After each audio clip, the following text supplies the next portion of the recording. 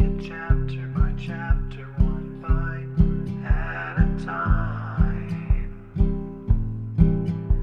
So many adventures and mountains we can climb. Take it word for word, line by line, one bite at a time.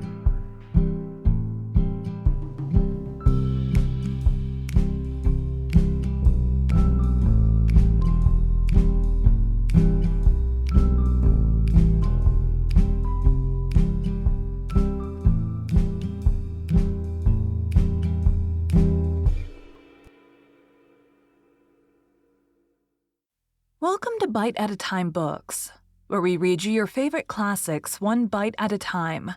My name is Bree Carlisle, and I love to read, and wanted to share my passion with listeners like you.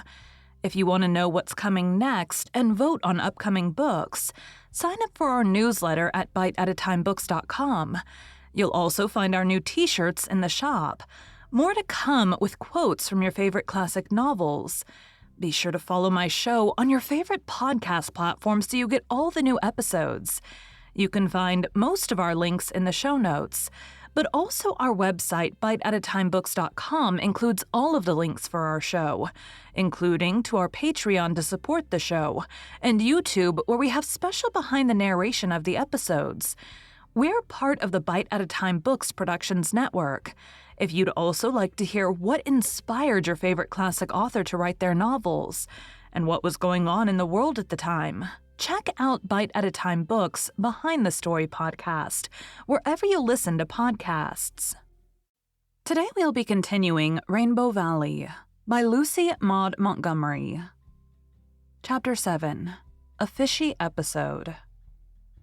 Rilla Blythe walked proudly, and perhaps a little primly, through the main street of the glen, and up the manse hill, carefully carrying a small basket full of early strawberries, which Susan had coaxed into lusciousness in one of the sunny nooks of Ingleside. Susan had charged Rilla to give the basket to nobody except Aunt Martha or Mr. Meredith, and Rilla, very proudly of being entrusted with such an errand, was resolved to carry out her instructions to the letter.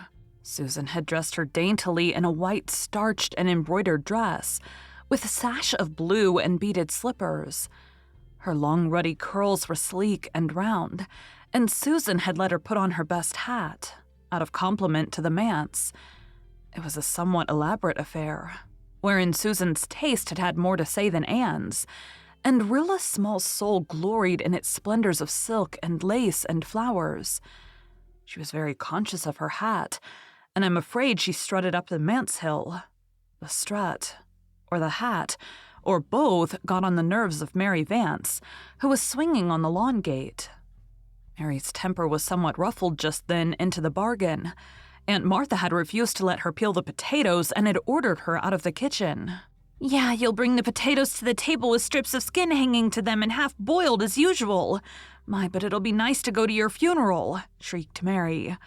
She went out of the kitchen, giving the door such a bang that even Aunt Martha heard it, and Mr. Meredith in his study felt the vibration and thought absently that there must have been a slight earthquake shock.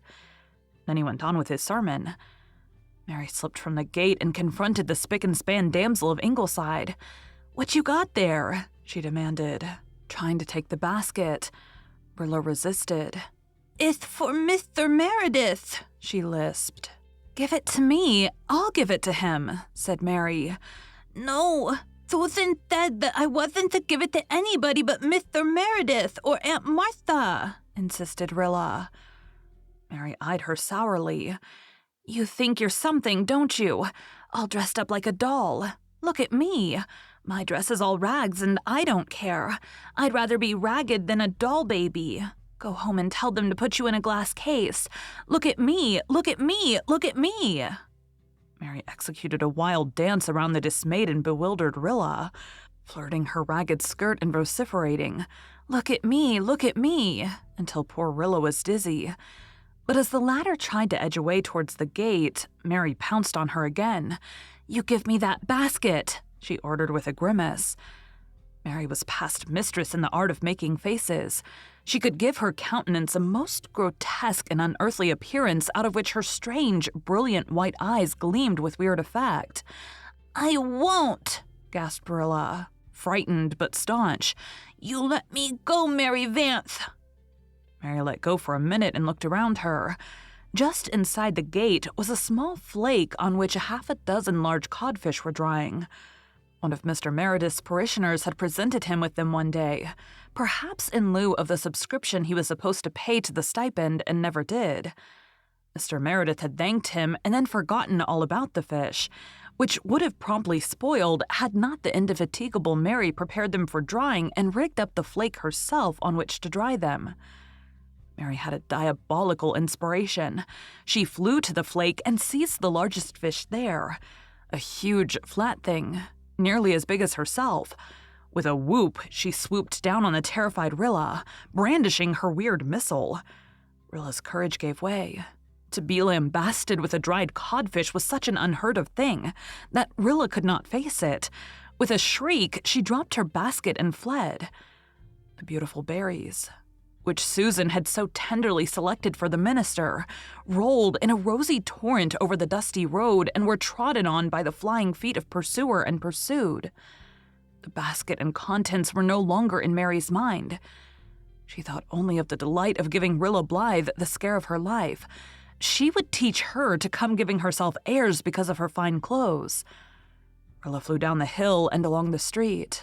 Terror lent wings to her feet, and she just managed to keep ahead of Mary, who was somewhat hampered by her own laughter, but who had breath enough to give occasional blood-curdling whoops as she ran, flourishing her codfish in the air. Through the Glen Street they swept, while everybody ran to the windows and gates to see them. Mary felt she was making a tremendous sensation and enjoyed it. Rilla, blind with terror and spent of breath, felt that she could run no longer. In another instant, that terrible girl would be on her with the codfish. At this point, the poor mite stumbled and fell into the mud puddle at the end of the street, just as Miss Cornelia came out of Carter Flagg's store. Miss Cornelia took the whole situation in at a glance. So did Mary. The latter stopped short in her mad career, and before Miss Cornelia could speak, she had whirled around and was running up as fast as she had run down. Miss Cornelia's lips tightened ominously, but she knew it was no use to think of chasing her, so she picked up poor, sobbing, disheveled Rilla instead and took her home. Rilla was heartbroken. Her dress and slippers and hat were ruined, and her 6-year-old pride had received terrible bruises. Susan, white with indignation, heard Miss Cornelia's story of Mary Vance's exploit. "Oh, the hussy. Oh, the hussy. Oh, the little hussy," she said, as she carried Rilla away for purification and comfort. "This thing has gone far enough, Anne dearie," said Miss Cornelia resolutely. "Something must be done. Who is this creature who's staying at the manse, and where does she come from?" "I understood she was a little girl from over harbor who was visiting at the manse," answered Anne, who saw the comical side of the codfish chase and secretly thought Rilla was rather vain and needed a lesson or two. "I know all the over-harbor families who come to our church, and that imp doesn't belong to any of them," retorted Miss Cornelia. "She's almost in rags, and when she goes to church, she wears Faith Meredith's old clothes. There's some mystery here, and I'm going to investigate it since it seems nobody else will. I believe she was at the bottom of their goings-on in Warren Mead's spruce bush the other day. Did you hear of their frightening his mother into a fit?" "No, I knew Gilbert had been called to see her, but I did not hear what the trouble was." "Well, you know she has a weak heart, and one day last week when she was all alone on the veranda, she heard the most awful shrieks of murder and help coming from the bush. Positively frightful sounds, Anne dearie. Her heart gave out at once. Warren heard them himself at the barn and went straight to the bush to investigate, and there he found all the manse children sitting on a fallen tree and screaming murder at the top of their lungs. They told him they were only in fun and didn't think anyone would hear them. They were just playing Indian ambush. Warren went back to the house and found his poor mother unconscious on the veranda." Susan, who had returned, sniffed contemptuously. "I think she was very far from being unconscious, Mrs. Marshall Elliott, and that you may tie to. I've been hearing of Amelia Warren's weak heart for 40 years.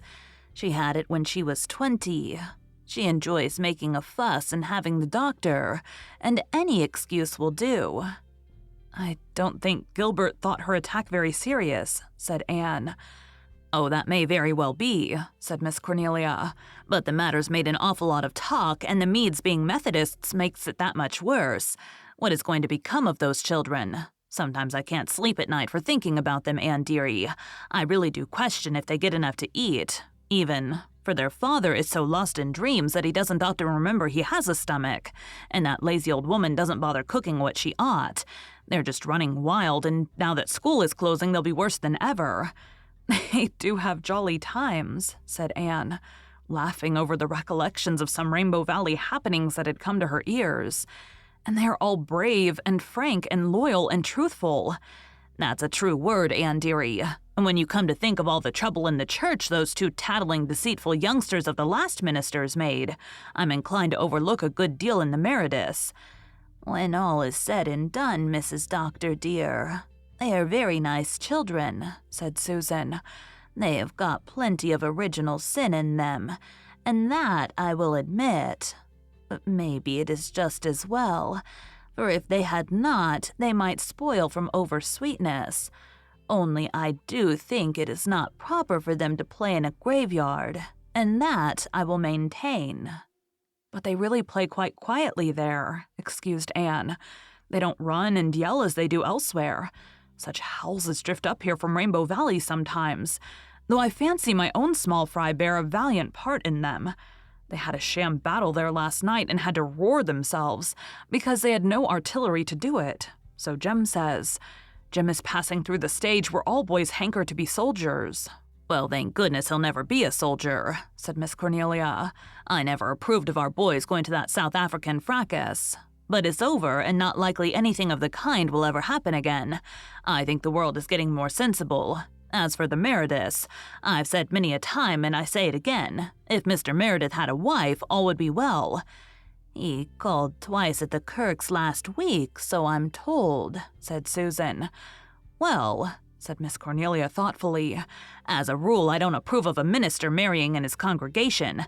It generally spoils him. But in this case it would do no harm, for everyone likes Elizabeth Kirk, and nobody else is hankering for the job of stepmothering those youngsters. Even the Hill girls balk at that. They haven't been found laying traps for Mr. Meredith. Elizabeth would make him a good wife if he only thought so. But the trouble is, she really is homely. And Anne dearie, Mr. Meredith, abstracted as he is, has an eye for a good-looking woman, manlike. He isn't so worldly when it comes to that, believe me." "Elizabeth Kirk is a very nice person, but they do say that people have nearly frozen to death in her mother's spare-room bed before now, Mrs. Doctor dear," said Susan darkly. "If I felt I had any right to express an opinion concerning such a solemn matter as a minister's marriage, I would say that I think Elizabeth's cousin Sarah over harbor would make Mr. Meredith a better wife." "Why, Sarah Kirk is a Methodist," said Miss Cornelia, much as if Susan had suggested a Hottentot as a man's bride. "She would likely turn Presbyterian if she married Mr. Meredith," retorted Susan. Miss Cornelia shook her head. Evidently with her it was, once a Methodist, always a Methodist. "Susan Kirk is entirely out of the question," she said positively, "and so is Emmeline Drew, though the Drews are all trying to make the match. They're literally throwing poor Emmeline at his head, and he hasn't the least idea of it."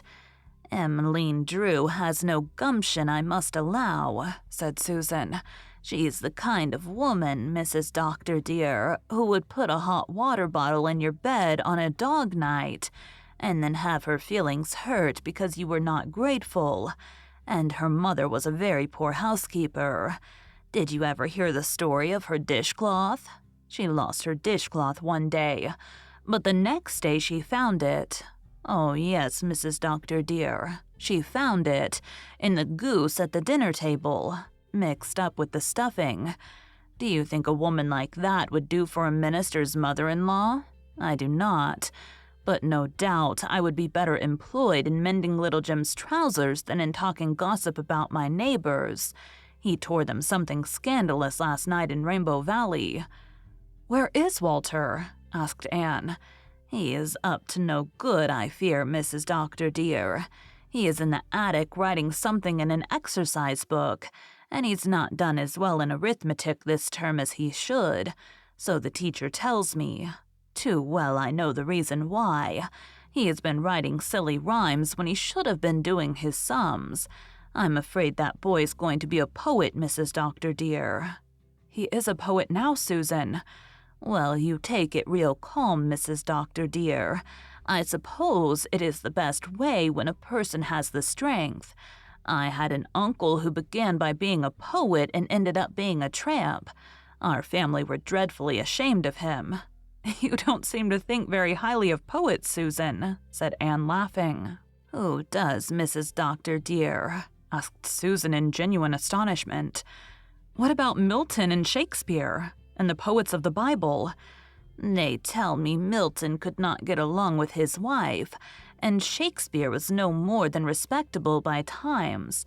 As for the Bible, of course things were different in those sacred days, although I never had a high opinion of King David. Say what you will. I never knew any good to come of writing poetry, and I hope and pray that blessed boy will outgrow the tendency. If he does not, we must see what emulsion of cod liver oil will do. Thank you for joining Bite at a Time Books today, while we read a bite of one of your favorite classics. Again, my name is Bree Carlisle, and I hope you come back tomorrow for the next bite of Rainbow Valley. Don't forget to sign up for our newsletter at biteatatimebooks.com and check out the shop. You can check out the show notes or our website, biteatatimebooks.com, for the rest of the links for our show.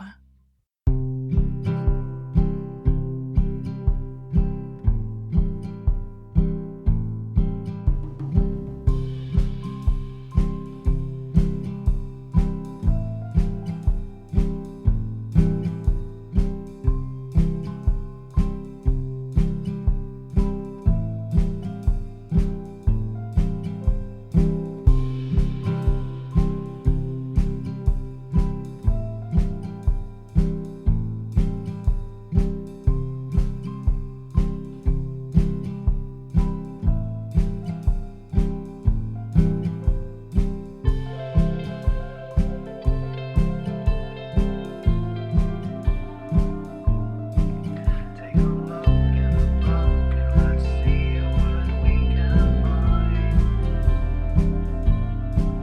Taking chapter by chapter, one bite at a time. So many adventures and mountains we can climb. Take it word for word, line by line, one bite at a time.